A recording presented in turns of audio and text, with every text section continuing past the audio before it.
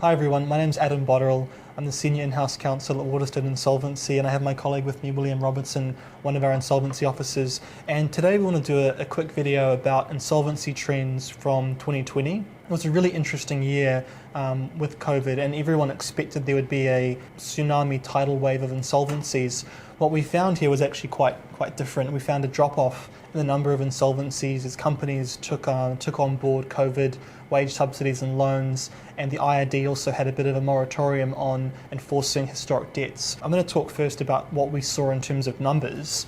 Last year there were 1,161 insolvent liquidations and 248 solvent liquidations, and that's a real drop-off from the peak of insolvencies in around 2010, when we saw around 4,000 insolvencies roughly per year. So quite a big drop-off since those really active days. In terms of how those liquidations were made up of, there were 209 court appointments and 930 or so shareholder appointments. Again, quite a small amount of court appointments. They normally run about a third, so definitely a reduction there. Part of the reason could be that the courts were shut for a big part of the year, and COVID disrupted a lot of those hearings for court applications, and documents went missing, and the post was a mess.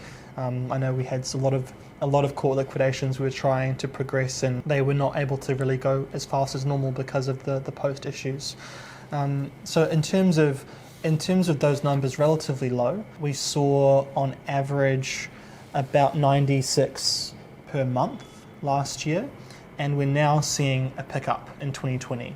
So now numbers are on the increase, and that is in part because of the end of the wage subsidy. We don't have as much COVID money in the economy, and now businesses are having to face up to some of those debts that they had, maybe pre-COVID, and now they're having to pay those off. In terms of overall numbers, the who's who in the zoo, some quite big numbers from some firms. I won't mention who they are on camera, but you can reach out and message us if you want to find out who got the top spots. But the top spot here in terms of number of appointments of liquidations was 86, which is quite a lot. The second was 73, and the third was 71. Again, I'm not going to mention who they are on camera, but if you are interested, message us and we can have a chat about what we're seeing and who's getting those big volumes through.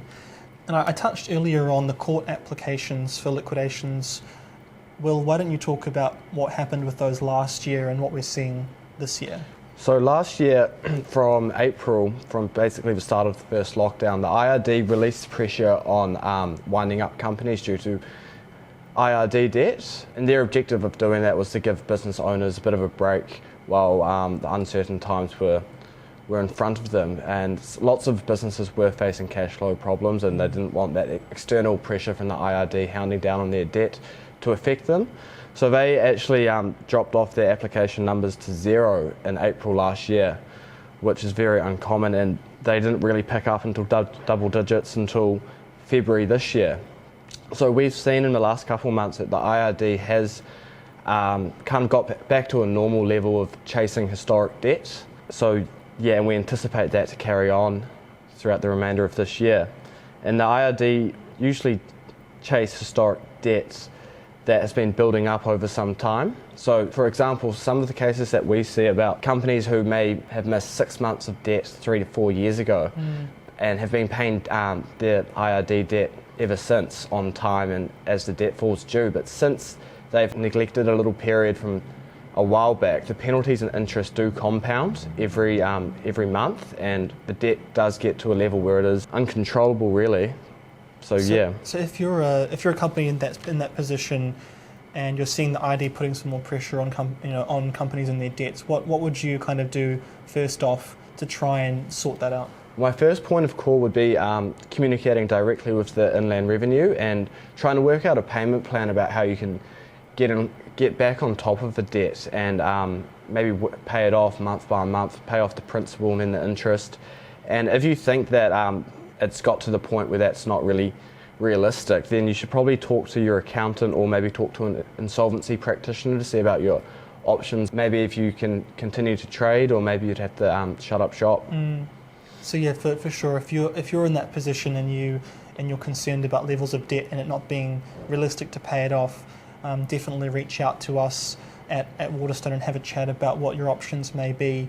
And we may be able to give you some information on options in terms of insolvency, or where we think that you might be able to make some adjustments or reach out to some advisors. So definitely have a chat with us. It's been really good to talk about the last year of stats, and we're going to be putting out a monthly update on the numbers as we see them. So giving the industry some insight on where things are moving in terms of numbers and types of appointments, and especially with the IRD and what they're doing. So stay tuned for those from us. We'll send them out on email as well, and we'll have a list. So thanks for watching, and if you have any questions, feel free to get in touch with us. Happy to discuss and see what we can do.